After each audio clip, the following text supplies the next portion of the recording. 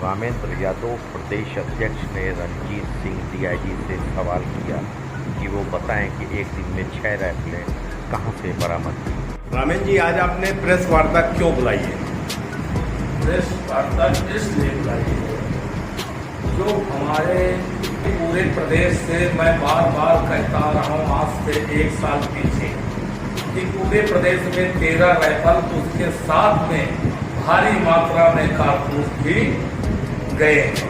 जो एक कारतूस हाथी को ये मिनट नहीं लगेगा ढेर करने में, उसकी इतनी ताकत होती है।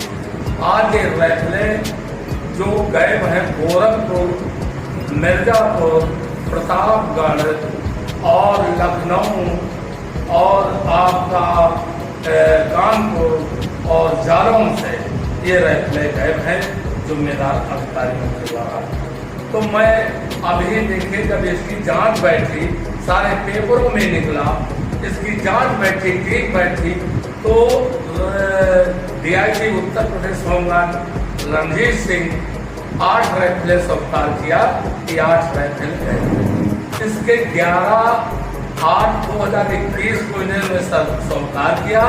दूसरे दिन 12/8/2021 को इन्होंने कहा कि 2 राइफल गए हैं, 8 राइफलें मिल गए। तो वो 6 राइफलें मिल गई। 6 राइफलें फिर कहाँ थी? वो 6 राइफलें कहाँ थी? मैं सवाल पूछता हूँ उनसे। मतलब आप ये कहना चाह रहे हैं कि एक दिन के अंदर उन्होंने राइफलें बरामद कर ली? ये 2000 से अब तक जो नहीं मिली, तो एक दिन में ये राइफलें कहाँ से मिल गई, किसके पास थी? कि अपने घर, अपने गांव, अपने दोस्त के यहाँ ये फसल बनाने के लिए, दवा बनाने के लिए दिए थे। ये अच्छे लोगों के पास तो हो नहीं सकती, ये बड़े अपराधियों और आतंकवादियों के पास ही हो सकती हैं। तो मैं सवाल करता हूँ, ये राइफलें कहाँ थी?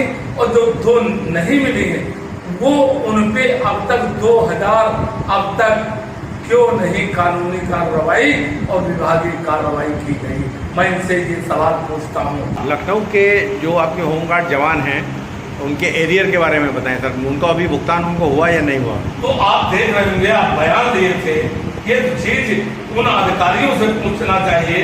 लेकिन प्रमुख सचिव जो शासनादेश जारी किए कि सत्यापन हो चुका है, बजट दे दिया जाए, डीजी साहब अपने आदेश से शासन को अवगत कराएं कि सत्यापन हो गया, दे दिया जाए। अतुल कुमार जो बगुला फलक हैं, झूठे नंबर 1 हैं और लूट करने में 1 नंबर, जैसे बगुला घात लगा बैठता है, शिकार मारा वो अंदर कर दिया, ऐसे इनकी कहानी है। तो ये तो भी लिख के दिए कि सत्यापन हो चुका। अब सत्यापन फिर से करा रहे हैं। मेरी समझ में नहीं आ रहा है कि 2020 में हेडक्वार्टर 219 को दे दिया और जो 5% नहीं दिया वही के जमान पड़े हैं, और 5% जिन्होंने दे दिया 219, उनका एक मुश्त राशि उनके पास उसमें पहुंच गई। पूरे प्रदेश में जब बजट था तो एक मुश्त राशि जारी थी, टुकड़ों टुकड़ों में देने का मतलब आप समझ रहे हैं। बड़े ऊंचे स्तर पर इसमें लूट खसोट की गई है होमगार्डों के साथ, गाड़ी कमाई का पैसा उनका, और ये करोड़ों रुपया लूट के बैठ चुके हैं। इस पे संज्ञान लेना चाहिए, आखिर टुकड़ों में पैसा क्यों गया। आज लखनऊ में आप देखे होंगे, अतुल कुमार साहब कहा था कि 10 जुलाई से 15 जुलाई तक सबके खाते में जवानों के पैसा एरियर का पहुंच जाएगा। माननीय श्रीमान जिलाधिकारी ज्ञापन दिया 19/6/2021, इनके ही आदेश निर्देश और शासनादेश पर मैं बात किया, कहा मैं जुलाई में 10 तारीख तक 15 तारीख तक सबका पहुंचा। इसके बाद देखिए झूठा किस तरीके झूठ बोल रहे हैं। आज 17 अगस्त हो गई, अभी कुछ नहीं, अब कह रहे हैं कि बजट नहीं। ये देखिए झूठ के झूठ पर झूठ। अब कहते बजट नहीं, सरकार को भेजा गया, फिर इन्होंने बजट आ गया, और क्या ये सब झूठा है? तो अब विश्वास टूट चुका है होमगार्ड जवानों का। तो अब एक या तो एक विभाग, क्या एरियर को लेके होमगार्ड जवानों में कुछ आक्रोश है? बहुत बड़ा आक्रोश फैल चुका है, यूं कि झूठ पर झूठ, फिर भी झूठ पर झूठ।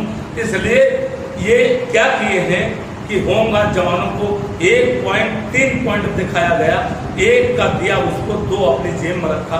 आज ये फंस रहे हैं तो अपने को बचा रहे हैं। और हमारा गाड़ी का कमाई का पैसा नहीं दिया जा रहा है, ये बहुत सोचने वाला और जिन शब्दों में निंदा की जाए वो कम है, क्योंकि ये लूट घसुट ये करते उसका खामियाजा हमारे जवानों को भुगतना पड़ रहा, जबकि सरकार को आज इसमें सोचना चाहिए कि आखिर होमगार्डों के साथ इतना अन्याय, इतना शोषण क्यों किया जा रहा, और सरकार से सदैव इनके विश्वसनीय अधिकारी ही इनसे सदैव झूठ बोल करके माननीय मुख्यमंत्री जी को लेटर दिए, उन्होंने देर न करते हुए पूरा बजट जारी कर दिया और अब इस डर कह रहे हैं कि बजट मांगा गया, अब इनका कैसे विश्वास किया जाए, तो बहुत बड़ा दोष व्याप्त है और कोई बड़ी अनहोनी का इंतजार है डिपार्टमेंट के अधिकारी कर रहे हैं। अगर यदि कुछ हुआ तो ये जिम्मेदारी ये शासन प्रशासन की होगी।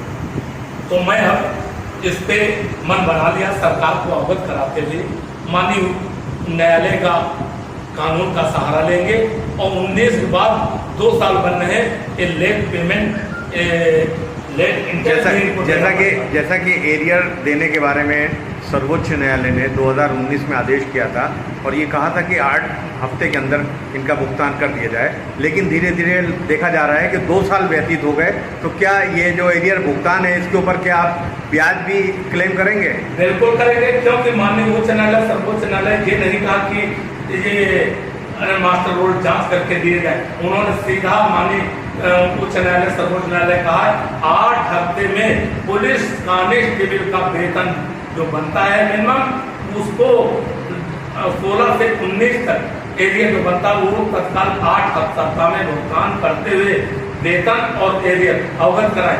आज देखिए ये किसी इनके ऊपर लगाम नहीं, कानून का डर नहीं, जो कानून दुनिया का सर्वोच्च है, सर्वोच्च स्थान है, उसको नहीं डर इनके भय है, तो माननीय मुख्यमंत्री का तो वो बिल्कुल नहीं डर रहे हैं। तो इस पे तो सीधा सीधा सवाल माननीय मुख्यमंत्री पर उठ रहा, उनकी बदनामी हो रही, उनकी क्यों उनके हाथ में ये विभाग होते हुए और उनके नाक के नीचे इतना बड़ा भ्रष्टाचार, इतना बड़ा झूठ इन अधिकारियों के द्वारा किया जा रहा है, तो इसको बर्दाश्त एसोसिएट नहीं करेगी।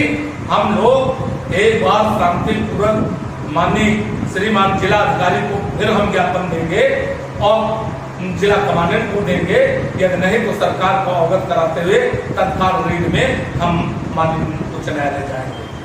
जय हिंद, जय भारत, जय जवान, जय किसान।